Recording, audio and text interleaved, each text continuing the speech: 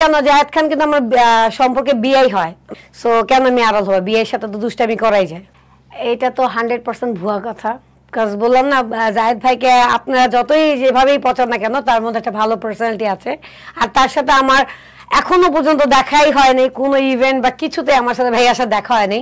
So এটা totally ভুয়া কথা। এটা একটা কন্ট্রোভার্সি, যাতে এখন এটাও ভাইরাল হয় না। ওই টোনে আসবে কি না, বাট বলেছিলাম ছেলেরা তো এমনিই সুন্দর, যা পরে লাইক একটা লুঙ্গি একটা সেন্টার গেঞ্জি পরে ছেলেরা বাই বর্ন হ্যান্ডসাম, এদের কোনো সাজার প্রয়োজন হয় না। আলহামদুলিল্লাহ, আপনাদের দোয়ায় খুব ভালো আছি।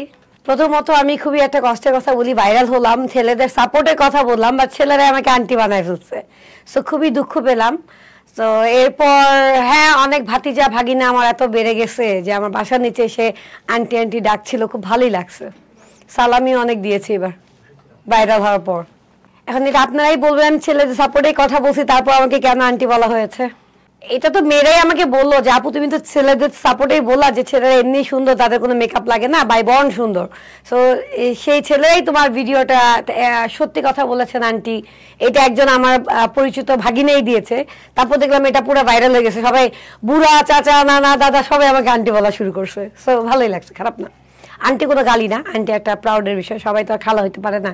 ওই টোনে আসবে কি না, বাট বলেছিলাম ছেলেরা তো এমনিই সুন্দর, যা পরে লাইক একটা লুঙ্গি একটা সেন্টার গেঞ্জি পরে ছেলেরা বাই বর্ন হ্যান্ডসাম, এদের কোনো সাজার প্রয়োজন হয় না। টিনেজ টাইমে তো খুব গুনতাম, 16-17 বার লাস্ট গুনেছি, তারপর আর গুনি নেই। না না, আমার বিয়ের আগে কথা বলছি, আমি তো ভাই বিয়ের পরে কথা না। যখন আপনি ভাইরাল হইছেন তখন আউটবক্সে ভাইয়া এজ এ আমাদের পাবলিক ফিগার, আমাদের আউটবক্সে অনেক এরকম হাবিজাবি কথা থাকে, বাট ওগুলো আমরা 100% ইগনোরে রাখি। না না, কারণ ঝামেলা হওয়ার মতো চান্সই দেয়নি, বললাম না ইগনোরে রেখেছি। এটা তো 100% ভুয়া কথা। কাজ বললাম না, জায়েদ ভাইকে আপনারা যতই যেভাবেই পছন্দ না কেন, তার মধ্যে একটা ভালো পার্সোনালিটি আছে। আর তার সাথে আমার এখনো পর্যন্ত দেখাই হয়নি, কোনো ইভেন্ট বা কিছুতে আমার সাথে ভাইয়ার সাথে দেখা হয়নি। সো এটা টোটালি ভুয়া কথা। এটা একটা কন্ট্রোভার্সি, যাতে এখন এটাও ভাইরাল হয় না। না, আমার সাথে দেখা হয়নি, মানে ভাইয়া যে ইভেন্টটাতে গিয়েছিল ওইটাতে আমার সেদিন যাওয়া হয়নি, তার পরের দিন যাওয়া হয়েছে, যার কারণে ভাইয়ের সাথে আমার দেখা হয়নি। না আড়াল কেন, জায়েদ খান কিন্তু আমার সম্পর্কে বিয়েই হয়, মানে আমার মেয়ের স্কুলে তার হচ্ছে ভাতিজি পড়ে। সো ওইভাবে কিন্তু আমরা এমনি ইচ্ছি আমার বিয়েই হয়।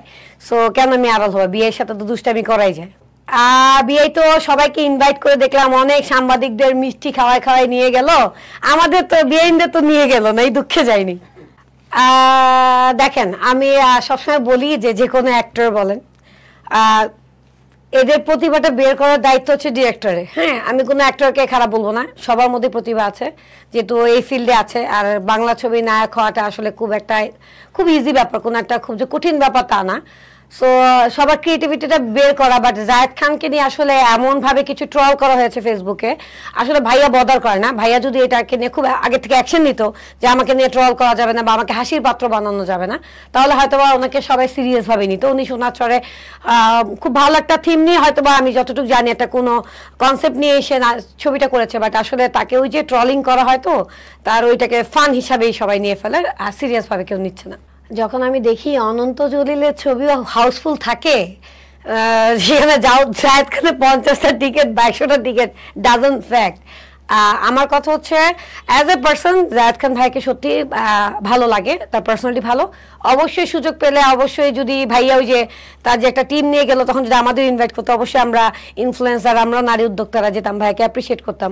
বাট ভাই আমাদের ডাকে নেই, কষ্ট পেয়েছি, তাই দেখিনি কষ্টে।